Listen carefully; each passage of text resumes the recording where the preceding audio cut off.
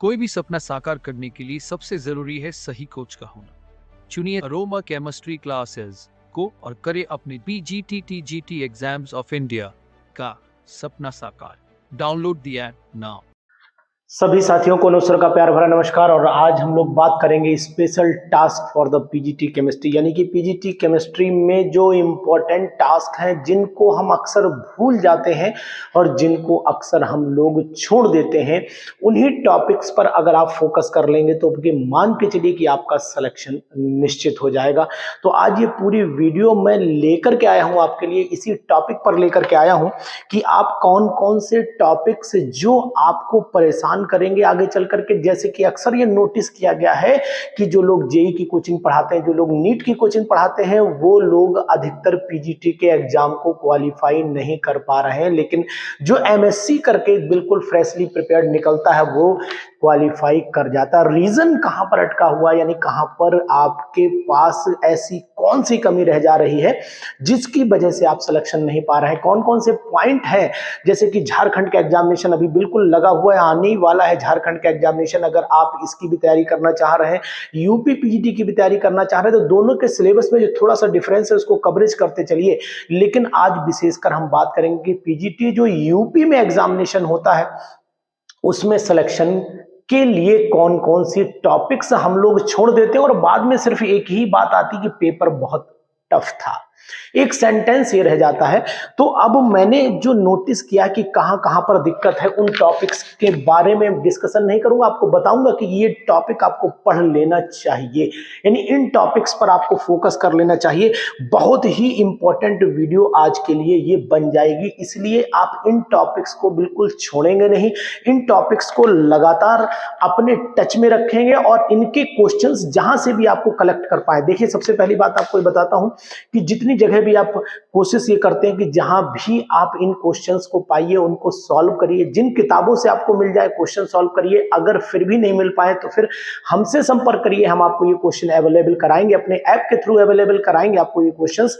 लेकिन ये जो टॉपिक मैं बोलने जा रहा हूं, इन टॉपिक पर आपको गहनता से पूरे तरीके से विचार करना है। अगर आपने नहीं पढ़ा है तो पढ़ डालिए, और अगर आपने पढ़ लिया है तो इन पे बेस क्वेश्चन कहां से उठाए गए हैं अब तक के पीजीटी केमिस्ट्री में, ये पूरा रिसर्च करके मैंने पेज पर नोट किया है और उनको नोटिस किया कि क्वेश्चन अधिकतर कहां से उठाए गए हैं। उन क्वेश्चंस के बेस पर मैंने टॉपिक नोट किए हैं, वो टॉपिक आप तक पहुंचाऊंगा, इसलिए बिल्कुल स्किप नहीं करेंगे आप। और एक एक पॉइंट पेन लेकर के बैठ जाइए, कॉपी लेकर के बैठ जाइए और नोट कर डालिए इन सब बातों को, क्योंकि यही बातें आपको बहुत ही एग्जामिनेशन के इंटरव्यू पैनल तक पहुंचाने में मददगार हो जाएंगी। तो सबसे पहले मैं बात करूंगा कुछ इंपॉर्टेंट टॉपिक्स के। जैसे सबसे पहले मैं आपसे बात करूं कि भाई ऑर्गेनिक केमिस्ट्री हो या इनऑर्गेनिक केमिस्ट्री हो, कौन कौन से टॉपिक्स हम लोग लीव करते चले जाते हैं। जैसे अगर नंबर 1 मैं फेज रूल की बात करता हूं, तो फेज रूल एक ऐसा चैप्टर है कि जो हमें ये समझाता है कि हमें क्या क्या चीजें पढ़ लेनी चाहिए। जमाना टू द पॉइंट का है, जमाना स्मार्ट स्टडी का है, जमाना हार्ड स्टडी का बिल्कुल भी नहीं है। इसलिए अगर आप स्मार्ट स्टडी के बेस पर चलते रहेंगे तो सिलेक्शन आपका डेफिनेट हो जाएगा। तो फेज रूल में आपने देखा होगा कि नंबर 1, एक तो फेज रूल का फार्मूला जो हमें पता होना चाहिए। फेज रूल का फार्मूला उठाइए पेपर, जो मैंने यहां पर मैटर को कलेक्ट किया है वो आपके सामने मैटर क्लियर हो जाएगा बिल्कुल कि आखिरकार सर सही बता रहे हैं गलत बता रहे हैं। पेपर 10 साल के 2000 से उठा लीजिए, 2021 तक में जो भी पेपर हुए उठाइए, फेज रूल का फार्मूला पूछा गया है और इसी पे अक्सर 2-3 बार क्वेश्चन आ चुका है, इस पर भी नोटिस करेंगे आप। और दूसरा जो है, फेज रूल के अंदर ही आपको यूटैक्टिक पॉइंट भी पूछा गया है, यूटैक्टिक पॉइंट भी पूछा गया है और साथ में ट्रिपल पॉइंट भी पूछा गया है, ट्रिपल पॉइंट भी पूछा गया है। तो इन पे क्वेश्चन आए हुए हैं, इनको दोबारा से पढ़ डालिए। सल्फर सिस्टम और वाटर सिस्टम पर भी फोकस कर लीजिए, नोट कर लीजिए।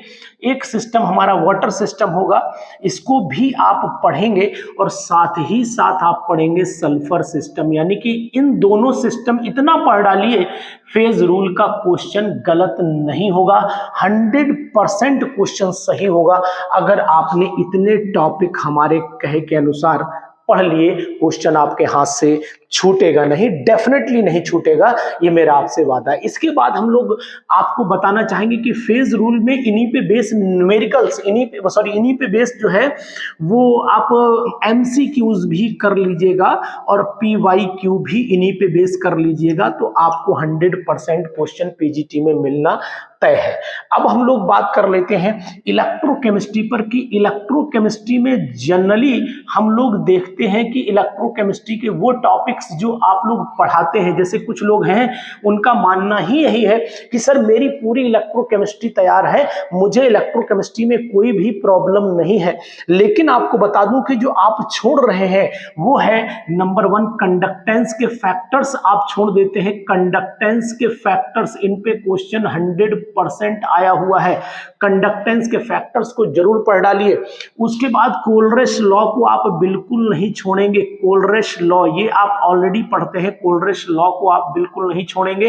तीसरा पॉइंट आपको बता देता हूं, ट्रांसपोर्ट नंबर उठाइए पेपर और देखिए, ट्रांसपोर्ट नंबर पर न्यूमेरिकल क्वेश्चन दोनों आ चुके हैं, दोनों ही आए हुए हैं पेपर में, जो पुराने ईयर्स के पेपर हैं उनको देखिए। इन तीनों चीजों पर फोकस करना। और चौथा आपको सबसे इंपॉर्टेंट है कि सेल, जैसे इलेक्ट्रोकेमिकल सेल है, इनके इलेक्ट्रोलाइट नॉर्मल वे में सेकेंडरी सेल के इलेक्ट्रोलाइट अधिकतर पूछे गए, सेकेंडरी सेल के इलेक्ट्रोलाइट। और पांचवा टॉपिक है फैराडे का जो लॉ है, फैराडे का जो लॉ है, फैराडेज लॉ पे न्यूमेरिकल भी खूब पूछे गए हैं, तो फैराडे लॉ के न्यूमेरिकल भी आपको करना है। अगर जो टॉपिक आपके प्रिपेयर्ड हैं उनकी चिंता आप कतई मत करिए, लेकिन इन टॉपिक्स को जरूर ध्यान में रखिए। जो टॉपिक मैं लिख रहा हूं इन टॉपिक पर पूरा फोकस आपको करना है, कहीं से कहीं तक चूकना नहीं है। इनके न्यूमेरिकल्स और एक इक्वेशन जो आपको नर्स्ट की इक्वेशन पता है कि नर्स्ट की इक्वेशन पर न्यूमेरिकल आना है, और नर्स्ट की इक्वेशन के जो डिफरेंट फॉर्म्स हैं, नर्स्ट इक्वेशन की डिफरेंट जो फॉर्म्स हैं उन पर भी आप न्यूमेरिकल लगा लीजिए। तो इनके एमसीक्यूज कर लीजिए, इनके पीवाईक्यूज कर लीजिए और इनके न्यूमेरिकल लगा लीजिए। पक्का है 100% आपको क्वेश्चन मिल जाएगा। तो ये वीडियो मैं इसलिए बना रहा हूं कि बहुत सारे लोग इन टॉपिक्स को छोड़ते चलते हैं, इसलिए मैंने आज बोर्ड का यूज किया है, अपने यानी कि डिजिटल बोर्ड का यूज नहीं किया है और ना ही पेन टैब का यूज किया है, मैंने यूज किया है एक नॉर्मल बोर्ड का, और वहीं पर आपको लिख करके बता रहा हूं कि इंपॉर्टेंट आपके लिए क्या है। तो अगर आपने मेरे साथ नोट करते चलेंगे तो मुझे लगता है कि ज्यादा बेनिफिट रहेगा। एक पेज पर नोट कर लीजिए, वही टॉपिक आप तैयार भी करिए, 100% आपको बेनिफिट यहां से हो जाएगा। तो ये मैंने कुछ टॉपिक बताए। अब इसी के आगे कंटिन्यूएशन में आपको बताता हूं कि कौन कौन से टॉपिक्स हम लोगों को और भी पढ़ने चाहिए जो बहुत ही जरूरी है। जैसे कि अगर मैं केमिकल काइनेटिक्स की बात करता हूं तो यहां पर मैं लिख लेता हूं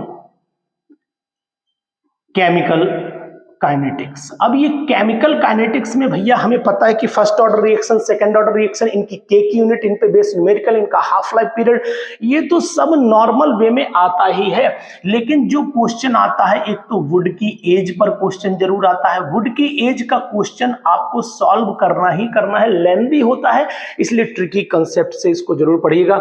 दूसरा जो है वो K = 2.303 upon T log initial concentration upon final concentration पर न्यूमेरिकल आप जरूर लगा लीजिएगा, छोड़ना नहीं है। और इसके के की यूनिट फर्स्ट ऑर्डर के लिए, सेकंड ऑर्डर के लिए एंड थर्ड ऑर्डर के लिए, जीरो ऑर्डर के लिए, स्यूडो फर्स्ट ऑर्डर के लिए और फ्रैक्शन ऑर्डर के लिए भी। फ्रैक्शन ऑर्डर वाला यानी कि हमारा जो क्वेश्चन है वो ऑर्डर ऑफ रिएक्शन पर जरूर आने की संभावना होती है। यानी कहने का तात्पर्य यह है कि ऑर्डर ऑफ रिएक्शन पर क्वेश्चन बचता नहीं है, आता लगभग और लगभग तय है।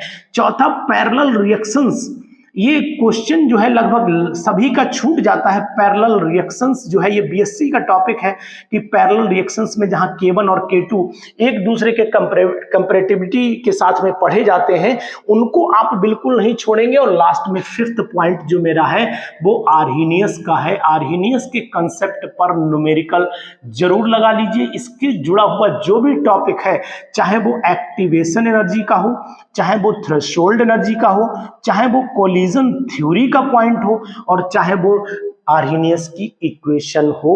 इन सभी को आपको छोड़ना नहीं है, बिल्कुल पढ़ लेना है, चाहे जैसे पढ़िए आप। और मौका देखिए क्या होता है कि बहुत सारे लोग जो होते हैं वो स्कूल ज्वाइन कर लेते हैं और स्कूल ज्वाइन करने के बाद जो है वो उसी में रिदम में पड़े रहते हैं। देखिए कोचिंग और ट्यूशन एक ऐसा क्या होता है कि एक लत हो जाती है, नशा हो जाता है। जैसे आपने कॉलेज से आए, स्कूल से आए, फट से पढ़ाना शुरू कर दिया, तो जब आप पढ़ाना शुरू कर देंगे तो रात में थकान आपके पास इतनी हो जाएगी कि आप नेक्स्ट प्रिपरेशन के लिए रेडी नहीं हो पाएंगे, आपका मन भी नहीं करेगा, बोले कल कर लेंगे। तो ये कल कल करते करते एक समय ऐसा आता है, क्योंकि अब देख रहे हैं कि लगातार जो माहौल हो रहा है वो सब चीजें चली जा रही हैं। आप इस बेस पर कि कब कौन सी समस्या पैदा हो जाएगी, और आपके साथ में जो है एक ऐसा जॉब जरूर होना चाहिए जिससे कि आप अपनी सिक्योरिटी को, माइंड को प्रेशर में, आज लोग बीपी के मरीज, आज लोग जो है वो डायबिटीज के मरीज क्यों होते चले जा रहे हैं, क्योंकि इतना ज्यादा प्रेशर में है, इतना ज्यादा टेंशन में रहते हैं कि उनको न तो नींद आती है, न उनकी जो है वो समस्याओं का समाधान हो पाता है। तो वो माइंड उनका बहुत ज्यादा प्रॉब्लम में रहता है। तो ऐसी चीजों के लिए जरूरत पड़ती है हमें इस पीजीटी की जॉब की। अगर टीचिंग लाइन में जाना चाहते हैं तो भाई पीजीटी बनिए। सिविल सर्विसेज में जाना चाहते हैं तो फिर आपको पता ही आईएएस पीसीएस से नीचे वो तो नौकरी है, आईएएस पीसीएस की जो है वो सभी नौकरी कहलाती है वाकई में। बाकी तो सब ये छोटे छोटे हम लोग बहुत बड़ी चीज नहीं होते हैं, लेकिन हाँ जिन लोगों का जो लेवल होता है उस कवरेज पर जाकर के हम लोग अपने आप को पीजीटी लेवल पर जब पहुंचाते हैं तो हमें भी अच्छा लगता है। नहीं, एक नाम के आगे कुछ लगा हुआ, एक पोस्ट लगी हुई है जिस लेवल पर, क्योंकि शिक्षक ही दुनिया में एक ऐसी चीज होता है, बाकी कोई भी ऐसी पद नहीं है जहां पर चरण वंदन होता हो, जहां पर पैरों को छुआ जाता हो, वो केवल एक ही होता है, शिक्षक। तो अगर आप शिक्षक बनना चाहते हैं और पीजीटी एग्जाम क्वालिफाई करना चाहते हैं तो मेरा कहने का तात्पर्य ये कि आपको कुछ समय अपने लिए निकालना होगा, अपनी लाइफ के लिए कुछ समय जरूर निकालना होगा। अगर ये लाइफ आप बनाना चाहते हैं और अपने, देखिए अगर आप जी रहे हैं, दूसरों के लिए मेहनत कर रहे हैं, अच्छी बात है, लेकिन आने वाला फ्यूचर आप अगर सिक्योर करना चाहते हैं तो पीजीटी का एग्जाम आपको एक बार जरूर क्वालिफाई करना चाहिए। भले अगर आपको संतुष्टि ना हो तो बाद में देखिएगा, मैंने भी 4-4 जॉब छोड़ करके ये 5वीं ज्वाइन की है मैंने, तो मैं भी जब संतुष्ट हो जाता हूं तब तो भले रुकूंगा, लेकिन उसके बाद क्या होता है मैं जरूर ये सोचने की कोशिश करता हूं आखिरकार ये एग्जामिनेशन में दम कितनी है, उसको क्वालिफाई करने की कोशिश पूरी करता हूं। तो वो आप भी करिए, नो प्रॉब्लम। तो मैं बात कर रहा था आपसे कि ये जो मैंने 3 टॉपिक थे बताए आपको, इसके बाद जो चौथा टॉपिक है वो कौन सा है वो भी आपको बताता हूं। इंपॉर्टेंट है, इसलिए पेन कॉपी बिल्कुल छोड़िएगा नहीं और हमारे साथ बने रहिएगा। अगर पीजीटी में सिलेक्शन चाहते हैं तो फिर आपको ये टॉपिक छोड़ने नहीं चाहिए, किसी कीमत पर छोड़ने नहीं चाहिए, जरूर पढ़ लेना चाहिए। जैसे अब मैं बात करता हूं कि मेरे पास में लिखा है कि पॉलीन्यूक्लियर हाइड्रोकार्बन्स जो है वो कौन, पॉलीन्यूक्लियर हाइड्रोकार्बन्स, यहां पर ना तो बात फिजिकल की हो रही है ना ऑर्गेनिक की हो रही है। पॉलीन्यूक्लियो हाइड्रोकार्बन में हम लोगों को देखा है, मैंने नोटिस किया है कि क्वेश्चन डेफिनेटली आता ही है, बचता नहीं है किसी लेवल पर। एक तो रिडक्शन, चाहे रिडक्शन वो नेफ्थलीन का हो, कोशिश कर लीजिए, उठा लीजिए पेपर देख लीजिए, रिडक्शन चाहे वो नेफ्थलीन का हो, नेफ्थलीन का रिडक्शन हो, या फिर आपका एंथ्रासीन का रिडक्शन हो, एंथ्रासीन का हो या फिनेंथ्रीन का हो, ये रिडक्शन तीनों हमको पढ़ लेने चाहिए। फिनेंथ्रीन का भी रिडक्शन हमको पढ़ लेना चाहिए। तीनों के स्ट्रक्चर के साथ में उनके रिडक्शन जरूर पढ़िएगा, छोड़ना नहीं है। इन्हीं के ऑक्सीडेशन डिफरेंट कंडीशंस में उठाइए किताब और ये टॉपिक अपनी कॉपी पर नोट कर डालिए, नोट्स बन जाएंगे। ऑक्सीडेशन अंडर डिफरेंट कंडीशंस जरूर पढ़िएगा, डिफरेंट कंडीशंस में इनका ऑक्सीडेशन आपको जरूर पढ़ना चाहिए मेरे हिसाब से। और तीसरी इनकी जो रिएक्शन है, जैसे कि H2SO4 से रिएक्शन इनकी जरूर पढ़िए कि H2SO4 से रिएक्शन कैसे करेंगे ये। और चौथा पॉइंट, इनके साथ में जो स्पेशल रिएक्शंस हैं, स्पेशल मतलब मिसलेनियस रिएक्शंस में चली जाती हैं, चाहे वो ऑक्सीडेशन कैटेगरी के कुछ कंपाउंड, ये रिएक्शन शो करते कहां पर अटैक होगा, पोजीशन वाली स्पेशल रिएक्शन में। मेरे कहने का तात्पर्य कि पोजीशन का अटैक आपको ध्यान रखना पड़ेगा कि कौन सी पोजीशन पर अटैक होगा तो क्या प्रोडक्ट बनेगा। ये 4 टॉपिक आप पॉलीन्यूक्लियर हाइड्रोकार्बन में उठा लीजिए और इनको नोट कर लीजिए, इन पे नोट्स बना लीजिए। कॉपी किताबें नहीं हो, इन पे एमसीक्यूज नहीं हो तो हमसे बात करिए, हम आपको एमसीक्यूज अवेलेबल कराएंगे, लेकिन इनके एमसीक्यूज कम से कम आपको 50 MCQs करने ही पड़ेंगे, तब आपको क्वेश्चन मिल पाएगा। उससे पहले आपको क्वेश्चन नहीं मिल पाएगा, अन्यथा आप यूं ही परेशान होते रहेंगे। YouTube पर जाकर के डिफरेंट लोगों के चैनल्स को खंगालते रहेंगे, उन पर आपको केवल जहां आपको डिजिटल बोर्ड दिख जाएगा, जहां आपको टीचर स्मार्ट दिख जाएगा, बस उसको आप या देख लेंगे कि भाई इनके व्यूज कितने हैं, बोले साहब इनके 1 मिलियन व्यूज हैं, वो इन्हीं को जाकर के आप परचेस कर लीजिए। उसके बाद हालत ये हो जाती है, ना कोई बात होगी, ना आपसे कोई बहुत ज्यादा जो है वो जो उन्होंने पढ़ा दिया। क्योंकि ये जो यहाँ पर ये कंपाउंड्स पढ़ाने के लिए मैंने तो अभी कोई देखा नहीं कि किसी ने इन पे जाके 50 से 100 क्वेश्चन आपको दे दिए हों। आप केवल जहां पर वो शुरुआत करेंगे स्ट्रक्चर ऑफ एटम से ले जाकर केमिस्ट्री ने एवरीडे लाइफ पर जाकर के खत्म कर देंगे, और उसके बाद इन क्वेश्चन से कहेंगे कि ये किताब उठा लेना, इसमें आपको मिल जाएगा, पढ़ लेना, बस यहीं पर आकर के काम खत्म हो जाता है। लेकिन यही टॉपिक है जो 25% कवरेज करते हैं, यानी 108 क्वेश्चन तक केमिस्ट्री में सही करते हैं लोग। 108 110 क्वेश्चन तक लोगों ने सही किए हैं। 80 तक लगभग लोग मैक्सिमम पहुंच जाते हैं। 80 क्वेश्चन तक 125 में से 80 तक मैक्सिमम लोग पहुंचते हैं, और 80 से लेकर के 85 तक जो है वो केवल 75% लोग ही पहुंचते हैं, और 85 से लेकर के 90 तक में मात्र 60% लोग पहुंचते हैं। और जैसे ये 60 पहुंचते हैं, यहीं से सिलेक्शन शुरू हो जाता है, और जब यहीं से सिलेक्शन शुरू हो जाता है तो ये सिलेक्शन मैक्सिमम लेवल तक पहुंचाने की कोशिश करता है। फिर चाहे वो आपके कितने भी 108 आए हो, 104 है, जैसे ही 90 गिनती आपकी आती है, सिलेक्शन के क्राइटेरिया में आप आना शुरू कर देते हैं। फिर बात आ जाती है इंटरव्यू की, जो 50 नंबर का होता है, और इस इंटरव्यू में 50 नंबर में अगर आप ले आते हैं 40+, तो फिर मान के चलिए कि सिलेक्शन आपका डेफिनेट हो जाता है। और 40+ लाने के लिए आपको पहले इधर कवरेज, यानी अगर इधर आपकी मजबूत है, नींव मजबूत है, 104 105 है, तो फिर 100% है कि कोई रोक नहीं सकता आपके सिलेक्शन को। इसलिए इस चीज का ध्यान रखिए, कवरेज आपको यहां से जरूर करना पड़ेगा। इसके बाद हम लोग बात कर लेते हैं हेट्रोसाइक्लिक कंपाउंड्स की, कि हेट्रोसाइक्लिक कंपाउंड्स में हम लोगों को क्या पढ़ लेना चाहिए। तो ये चीजें नोट करते चलिए आप, और अपनी कॉपी पर अच्छे से लिख लीजिए, और इन्हीं के ऊपर बेस मटेरियल अपने आप भी कलेक्ट कर सकते हो। अगर कोचिंग करने का मूड आपका नहीं बन रहा है, कहीं पर ज्वाइन करने का मन भी नहीं कर रहा है, तो कोई दिक्कत नहीं है। आपकी समस्याएं बहुत सारी हैं, बोले साहब हम नहीं ज्वाइन कर सकते हैं, ठीक है, तो ज्वाइन मत करिए। लेकिन हाँ, आप इनके बेस क्वेश्चन अपने आप भी प्रिपेयर कर सकते हैं। आप जब MSc ऑलरेडी किए हुए, PhD ऑलरेडी किए हुए, नेट क्वालिफाइड ऑलरेडी किए, किताब लिखने की हिम्मत अगर अपने आप रखते हैं, तो फिर उठाइए किताब और क्वेश्चन बना डालिए इनके ऊपर, और क्वेश्चन बना करके सॉल्व कर लीजिए, है ना। तो और अगर नहीं भी, ये भी नहीं कर सकते हैं, तो कोई मॉडल पेपर आप खरीद लीजिए, और मॉडल पेपर से जाकर के क्वेश्चन का कलेक्शन करिए, उन्हीं पर बेस बहुत सारे क्वेश्चन को सॉर्ट आउट करने की कोशिश करिए। अब हम लोग बात कर लेते हैं कि हेट्रोसाइक्लिक कंपाउंड पे हम लोगों को क्या पढ़ना चाहिए। तो हमने नोट किया कि हेट्रोसाइक्लिक जो कंपाउंड होते हैं, हेट्रोसाइक्लिक कंपाउंड, इन कंपाउंड्स में हम लोगों को बहुत फोकस करना है। उठाइए पेपर, देखिए क्या क्या आया हुआ है, आपको मिलेगा इनके बेसिक कैरेक्टर पर क्वेश्चन मिलेगा। 100% बेसिक कैरेक्टर पे क्वेश्चन मिलना तय है। यानी कि पहला पॉइंट हम सबके बेसिक कैरेक्टर पर डालें, चाहे वो पायरिडीन कंपाउंड रहा हो, चाहे वो पायरिडीन कंपाउंड रहा हो, चाहे वो आपका कंपाउंड जो है वो पिपराइडीन रहा हो, चाहे आपका फ्यूरॉन कंपाउंड रहा हो, चाहे थायोफीन कंपाउंड रहा हो, और साथ ही साथ अगर मैं कहूं कि पायरोल अगर रहा है, तब भी कोई दिक्कत नहीं है। इनमें से क्वेश्चन बेसिक कैरेक्टर पर उठाइए पेपर। अगर मेरी एक एक बात में कहीं पर दम आपको नहीं लग रहा है, बोले नहीं साहब अनुसर को झूठ बोलना खूब आता है, तो फिर उठाइए पेपर और क्वेश्चन को चेक कर लीजिए। आप अच्छे से जान लेंगे कि ये बेसिक कैरेक्टर पर क्वेश्चन पूछा गया है कि नहीं पूछा गया है।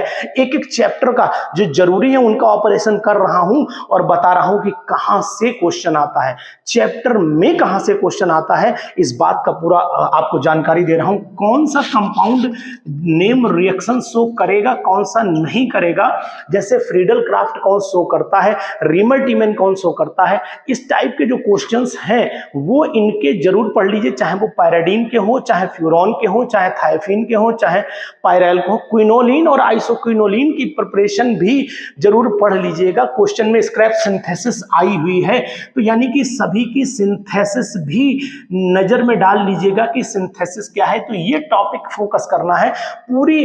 अब जैसे कि अगर वहीं पे जाइए पीछे हेटेरोसाइक्लिक कंपाउंड में, तो स्ट्रक्चर जब पढ़ेंगे तो आपको पता करना पड़ेगा कितने पाई बॉन्ड थे, कितने इलेक्ट्रॉन उसमें थे। नेफ्थलीन में पूछा गया है पीजीटी में क्वेश्चन। तो इस तरीके के क्वेश्चन को आप फोकस करें। तो बेसिक कैरेक्टर जरूर पढ़ें, नेम रिएक्शन जरूर पढ़ें, सिंथेसिस जरूर पढ़ें, और एक छोटा सा टॉपिक और इसमें है जिसका नाम है क्लासिफिकेशन। तो क्लासिफिकेशन को नोट कर लीजिए कि कौन सा हेक्सा मतलब 6 कार्बन के कंटेनिंग में आ रहा है, किसी कोई 4 में आ रहा है, कोई 5 में, पेंटागन में आ रहा है, कोई हेटेरोसाइक्लिक। तो ये सब हेटेरोसाइक्लिक कंपाउंड में जो क्लासिफिकेशन दिया गया है अलग से कि 5 मेंबर्ड रिंग है कि वो 6 मेंबर्ड रिंग है, उसको जरूर आप पढ़ लीजिए किस कैटेगरी में आता है। ये क्वेश्चन भी लगभग और लगभग डेफिनेट ही है कि चैप्टर में कौन सा टॉपिक आपको पढ़ लेना चाहिए। धमाकेदार वीडियो है आपकी ये, और आपको जरूर बता रही होगी। आप पेन कॉपी अपनी लिए रहिए, बैठे रहिए, मैं आपको बताता रहूंगा कि कौन कौन से टॉपिक इंपॉर्टेंट हैं और कौन कौन से टॉपिक्स आपको पढ़ लेने चाहिए। ये चीज मैं जानकारी आपको दे रहा हूं। दूसरी चीज है कि स्पेक्ट्रोस्कोपी से बोले सर स्पेक्ट्रोस्कोपी से कौन कौन से क्वेश्चन आते हैं। तो स्पेक्ट्रोस्कोपी से जो क्वेश्चन आते हैं वो क्वेश्चन मैं आपको बता देता हूं, आप नोट करिए ये आए हुए क्वेश्चन, और ऐसे ही आते हैं। नंबर 1, एक तो सिग्नल को कैलकुलेट करना आता है कि सिग्नल कितने होंगे। इथेनॉल में सिग्नल, प्रोटॉन सिग्नल ही बात कर रहा हूं, प्रोटॉन सिग्नल कितने होंगे, है ना, या हाइड्राइड सिग्नल भी बोलते हैं। तो प्रोटॉन सिग्नल कितने होंगे, ये भी क्वेश्चन खूब आता है। दूसरा क्वेश्चन की अगर मैं बात करता हूं तो ये डेल्टा शिफ्ट पे फार्मूला आपका पूछा गया है, फार्मूला पूछा गया है डेल्टा शिफ्ट का, ये फार्मूला ध्यान रखिएगा। तीसरा है कि फंक्शनल ग्रुप का आइडेंटिफिकेशन, फंक्शनल ग्रुप का आइडेंटिफिकेशन किस टाइप की जो है वो स्पेक्ट्रोस्कोपी से किया जाता है। और तीसरी बहुत इंपॉर्टेंट बात है कि स्पेक्ट्रोस्कोपी में जैसे कि अगर मान लीजिए कहीं पर भी पूछा जाए तो ये भी पॉसिबिलिटी हो सकती है, मैक्सिमम जो मैंने नोटिस किया हुआ है कि किस, जैसे ये रेज जो आ रही है ये किस टाइप की है, किसने डिस्कवरी की थी, इसका पर्टिकुलर नाम क्या है।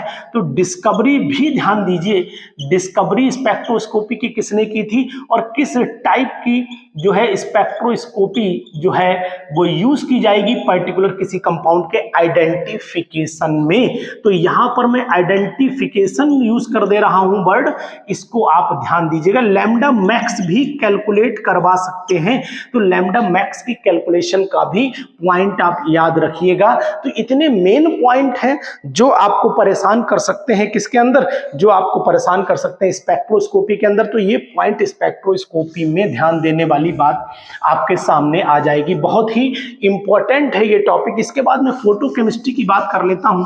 फोटो केमिस्ट्री में आपको एक तो लॉ ध्यान रखने, चाहे वो कोई भी लॉ हो, जो लॉ इसमें आया हुआ है हो उस लॉ को आप ध्यान में रखेंगे फोटो केमिस्ट्री में। एक तो टर्म क्या है मैं आपको बताता चल रहा हूं। जैसे फोटो केमिस्ट्री में मैं नोटिस करवा रहा हूं आपको कि नोटिस करिए इस चीज को कि हमें कौन कौन से टॉपिक्स पढ़ने। सबसे पहले फोटो केमिस्ट्री में आपको ध्यान रखना है कि फ्लोरेसेंस को पढ़ना है, फ्लोरेसेंस को पढ़ लेना है। दूसरा फॉस्फोरेसेंस को पढ़ लेना है, फॉस्फोरेसेंस को पढ़ लेना है। नेक्स्ट टॉपिक आपको जो पढ़ना है वो लैम्बर्ट बियर लॉ को भी पढ़ दीजिएगा, लैम्बर्ट बियर लॉ को भी पढ़ लेना। क्वेश्चन खूब आया है इस पे और आने की संभावना भी बहुत ज्यादा है ना। इस पे इन दोनों टॉपिक्स पे पढ़ लीजिएगा, और इसका जो है फार्मूले इसमें जो भी दिए हैं उन फार्मूले को भी आप रिवाइज कर लीजिए। इतना टॉपिक पढ़ डालिए फोटो केमिस्ट्री में से, क्वेश्चन आपको जरूर मिलेगा। इसका एक खास बात है कि फार्मूले पे एप्लीकेशन भी जरूर पढ़िएगा कि कौन कौन से इसके एप्लीकेशन फोटो केमिस्ट्री के केमिस्ट्री पे बेस है, वो एप्लीकेशन भी आप जरूर पढ़ेंगे, छोड़ेंगे बिल्कुल भी नहीं। इसके बाद कुछ इंपॉर्टेंट चैप्टर जैसे कि बायोमोलिक्यूल है, जिनका क्वेश्चन लगभग और तय होता है कि ये आना ही आना है। जैसे एक तो आरएनए पे और दूसरा डीएनए पे, और आरएनए डीएनए में कोई तुमसे जेनेटिक कोड तो पूछेगा नहीं, पूछना है तो इनके प्यूरिन बेस को ध्यान रखिएगा, प्यूरिन बेस और पिरिमिडीन बेस को ध्यान दीजिए। पिरिमिडीन बेस, इनके स्ट्रक्चर पता रहने चाहिए आपको। स्ट्रक्चर पता रहने चाहिए, फार्मूला पता रहना चाहिए और इनकी कुछ प्रॉपर्टीज कि इसमें शुगर होगा कि नहीं होगा। इसमें न्यूक्लियोटाइड को जरूर पढ़िएगा, न्यूक्लियोटाइड और न्यूक्लियोसाइड को जरूर पढ़िएगा, इंपॉर्टेंट पॉइंट है। इसके बाद आपको ग्लाइकोसाइडिक लिंकेज को जरूर पढ़ लेना है और इसके बाद पेप्टाइड बॉन्ड को जरूर पढ़ लेना है। पेप्टाइड बॉन्ड भी नहीं आपको किसी कीमत पर छोड़ना है। ये टॉपिक है जो क्वेश्चन देंगे और इसी में एक टॉपिक ज्विटर आयन और जोड़ दीजिए। इन टॉपिक्स पर उठाइए, पेपर में देख लीजिए, क्वेश्चन 100% आपको मिलेगा। तो ये क्वेश्चन आप बायोमोलिक्यूल में फोकस करिएगा। बाकी तो आप डिटेल पढ़ते हैं कि बायोमोलिक्यूल में ग्लूकोज की रिएक्शन HI से करानी है, ब्रोमीन वाटर से करानी है, सब पढ़ते हैं, कोई दिक्कत नहीं है। इसके बाद अब हम लोग बात करेंगे कि डाइज पे थोड़ा सा बताएंगे आपको और ड्रग्स के बारे में बताएंगे। तो ये वीडियो छोटी जरूर है लेकिन इस वीडियो में बहुत ताकत होगी जो आपको जरूर रास्ता दिखाएगी कि ये MSc के टॉपिक्स हैं सभी और इन टॉपिक्स पर आपको फोकस मेरे हिसाब से जरूर कर लेना चाहिए। जिन टॉपिक्स को आप लीव कर रहे हैं उनको जरूर आप गहनता से पढ़ें। जैसे कि अगर मैं डाइज की बात करता हूं तो डाइज में एक तो डाई के फार्मूले जरूर पता रहे, क्वेश्चन आया है। साथ में नंबर 1 इसका स्ट्रक्चर भी पता रहे। जैसे एलिजरिन का स्ट्रक्चर खूब पूछा गया है, स्ट्रक्चर भी आपको पता रहना चाहिए।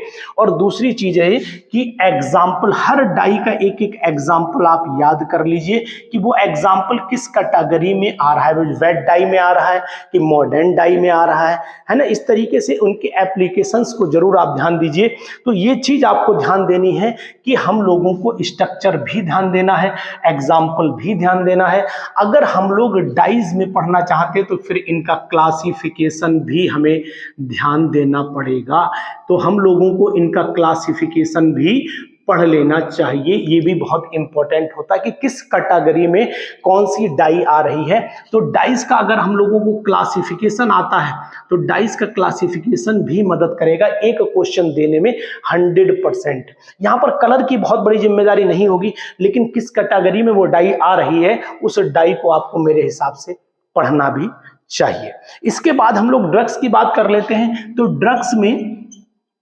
ड्रग्स में हम लोगों को खासकर नोटिस किया है मैंने कि ड्रग्स में एक तो आप स्ट्रक्चर जरूर, हर ड्रग का स्ट्रक्चर जो फेमस ड्रग है, चाहे वो एंटीपैरेटिक हो, चाहे वो एंटीबायोटिक हो, चाहे वो एनाल्जेसिक हो, चाहे भी कोई भी हो, है ना, एंटीसेप्टिक हो, तो इनके स्ट्रक्चर को जरूर ध्यान में दीजिए। और साथ ही साथ उनके जो यूजेस हैं कि कौन सी बीमारी में कौन सी ड्रग यूज की जाती है उसको ध्यान दीजिए।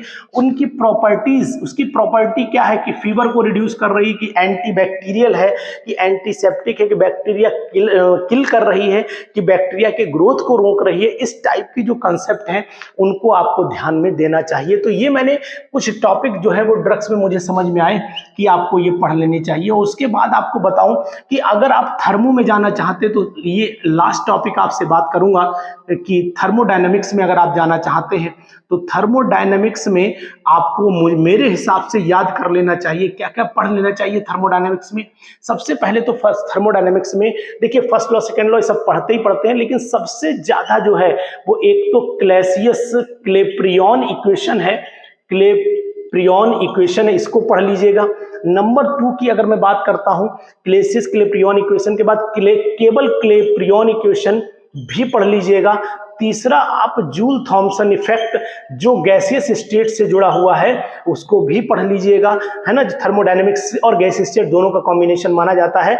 और इसी के साथ में कार्नोट साइकिल भी आप जरूर पढ़ लीजिए, कार्नोट इंजन जिसे बोलते हैं, इसको पढ़ लीजिएगा। इनमें से क्वेश्चन मिलना है। और इसके बाद गिब्स फ्री एनर्जी का कंसेप्ट भी, गिब्स फ्री या गिब्स हेल्महोल्ट्ज इक्वेशन जो है, हेल्महोल्ट्ज इक्वेशन भी आपको पढ़ लेनी चाहिए। तो मैंने आपको आज पूरी तरीके से उन टॉपिक्स पर विशेष तौर से फोकस करने की जिम्मेदारी ली जिन टॉपिक से आपको पीजीटी एग्जामिनेशन क्वालिफाई करवाया जा सकता है। इन टॉपिक्स को अगर आपने नोट कर लिया है, इन टॉपिक्स को आपने अगर ध्यान से सुन लिया है तो नोट्स उठाइए, एक नोट पैड उठाइए, उस पर इन टॉपिक्स पर कुछ विशेष जानकारियां कलेक्ट करके लिख लीजिए, और अगर आपको हमारी ज़रूरत है तो हमारा ऐप आपके सामने है, उसको भी आप यूज़ कर सकते हैं। एरोमा केमिस्ट्री क्लासेस के नाम पर प्ले स्टोर पर अवेलेबल है। हम आपकी मदद उस पर भी करेंगे, एक लिमिटेड दायरे के साथ में। दूसरी चीज कि अगर पीजीटी एग्जामिनेशन आप क्वालिफाई करना चाहते हो, इसमें क्या क्या चीजों का ध्यान रखना है, ये चीज भी आप बहुत इंपॉर्टेंट मानिए। सबसे इंपॉर्टेंट क्या होता है कि स्पेशल टास्क हमारा इसलिए भी है कि आज हम आपसे चैप्टर की गहनता पे विचार कर रहे हैं, हर चैप्टर के अंदर जाकर के घुस करके आपको बताने की कोशिश कर रहे हैं कि इन टॉपिक्स पर आप फोकस जरूर करिए जो आपकी स्टेप को निकालेंगे। अब आपको करना क्या है, पूरे पीजीटी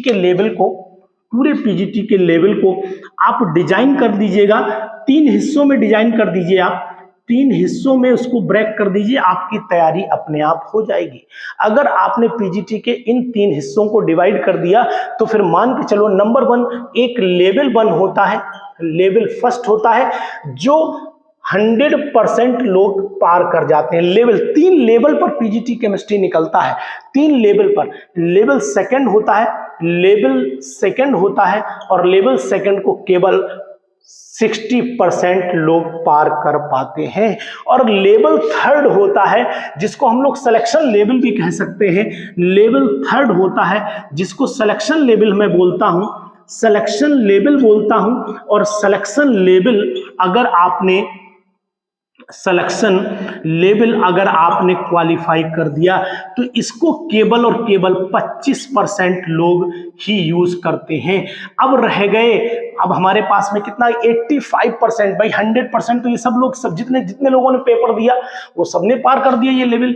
60% ने यही किया, 25% ने केवल यही किया। तो ये 25% सिलेक्शन क्राइटेरिया में आ रहे हैं। इसलिए आपने नोटिस किया होगा कि केमिस्ट्री में अगर 50,000 स्टूडेंट ने पेपर दिया है तो मात्र 50,000 के अंदर केवल और केवल जब मेरिट बन के आती है तो हमें लगता है कि 250 लोग या 100 कुछ लोग ही दायरे में आते हैं, इससे ज्यादा दायरे में नहीं आ पाते हैं। तो वही चीज कह रहा हूं कि 25% लोग ही इस लेवल को क्वालिफाई करने की हिम्मत रखते हैं। तो ध्यान दीजिएगा, ये लेवल कौन सा होता है, लेवल फर्स्ट जो होता है वो बहुत ही सिंपल क्वेश्चन पे जाता है, और ये सिंपल क्वेश्चन लगभग मैं मानता हूं किसी 125 में से ये 50 क्वेश्चन जो होते हैं वो सिंपल होते हैं, वो सभी लोग लगभग करते हैं।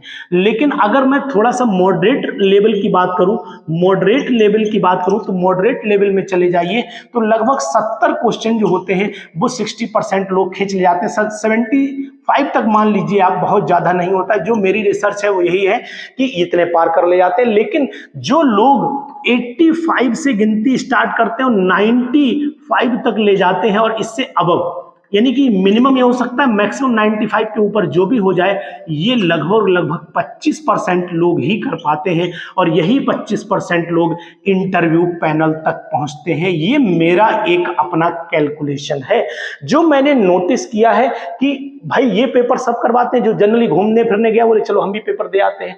60% वो होते हैं जो कॉन्वेंट स्कूल में पढ़ाते हैं, जेईई नीट की कोचिंग पढ़ाते हैं, वो 75 से 80 क्वेश्चन करके आते हैं। 75 से 80 में उनका सिलेक्शन नहीं हो पाता है और फिर आके चिल्लाते हैं कि यार हम तो जेईई नीट का भी पढ़ाते हैं, पता नहीं पेपर कैसा बना दिया। यार पेपर जेईई नीट में कोई ये लेवल जो मैंने अभी पीछे बताया कुछ भी नहीं आता है, कहीं से कहीं तक नहीं आता है। लेवल में उतना ही अंतर है जितना जमीन और आसमान में अंतर है। तो ये चीज ध्यान दीजिएगा। दूसरी बात आपको बताऊं, केवल 25% लोग ही जो फुल प्रिपरेशन के साथ जाते हैं, या फिर जो एमएससी फ्रेश हैं, वो एमएससी फ्रेश में ये सभी टॉपिक पढ़ के आए होते हैं और तुरंत इस पेपर को 85 से 90 में पार कर जाते हैं। तो आपने नोटिस किया होगा, या तो सिलेक्शन तुरंत होता है, एमएससी जैसे किया बोले साहब उनका सिलेक्शन हो गया, या फिर सिलेक्शन तब होता है जब इंसान पूरा परफेक्ट हो जाता है। परफेक्ट का मतलब होता है कि उसने गुजार दिए 40 साल, और 40 साल के बाद 35 के बाद जब उसको पता लगा कि यार ये भी पढ़ना चाहिए था और ये पढ़ा, तब वो सिलेक्शन के क्राइटेरिया में पहुंच पाया। तो ये सब चीजें अगर आप इन तीनों लेवल को पार कर जाते हैं, अगर आप मेरी कही बातों पर ध्यान देते हैं और अगर आप पूरी ईमानदारी के साथ में पीजीटी की प्रिपरेशन करते हैं तो कोई आपको रोक नहीं सकता पीजीटी एग्जामिनेशन को क्वालिफाई करने से। अब ये क्वेश्चन जरूर आएगा कि एग्जामिनेशन तो तय है, देखिए फॉर्म आपका भर चुका है, फॉर्म भर गया है, डेट भी आने वाली थी, किसी कारणवश पोस्टपोन हो गया, लेकिन ये एग्जाम 2023 तक अंदर ही अंदर होना है, चाहे वो अक्टूबर में हो जाए, चाहे वो सितंबर में हो जाए और चाहे नवंबर के फर्स्ट वीक में हो जाए, ये मेरा एक अनुमान है। तो ये इसलिए एग्जामिनेशन जल्दी होने की संभावना है क्योंकि कुछ ऐसे क्राइटेरियाज बन रहे हैं, कुछ ऐसी सिचुएशंस बन रही हैं गवर्नमेंट के अकॉर्डिंग कि ये एग्जामिनेशन 2023 में होना चाहिए। एग्जामिनेशन होगा कि नहीं होगा ये बातें बात की हैं, लेकिन अगर आपके पास समय है तो जो मैंने पॉइंट्स बताए हैं, जो मैंने तरीके बताए हैं, इनको यूज करिए। आपका एग्जाम कभी भी हो, लेकिन सिलेक्शन आपका ही होगा। एग्जामिनेशन किसी भी डेट में हो, रिजल्ट आपका ही आएगा और एग्जामिनेशन में इंटरव्यू में भी आप पहुंचेंगे, ये मेरा वादा है, अगर आपने ये सब बातों का ध्यान रखा। वीडियो कैसी लगी जरूर बताइएगा, रिसर्च कैसी लगी जरूर बताइएगा और अपने दोस्तों तक ये वीडियो जरूर पहुंचाइएगा। Thank you, have a nice day. कोई भी सपना साकार करने के लिए सबसे जरूरी है सही कोच का होना। चुनिए अरोमा केमिस्ट्री क्लासेस को और करें अपने PGT-TGT एग्जाम्स ऑफ इंडिया का सपना साकार। Download the app now.